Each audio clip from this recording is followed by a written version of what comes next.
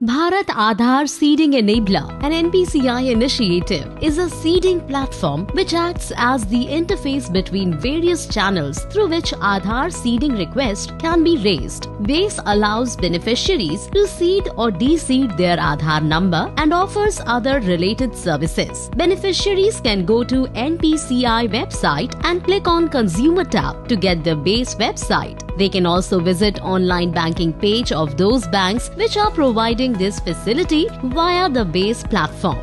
Aadhaar number is mapped by the bank on the NPCI mapper. Only after successful completion of Aadhaar seeding process by the bank can subsidy be credited to an account through Aadhaar payment bridge.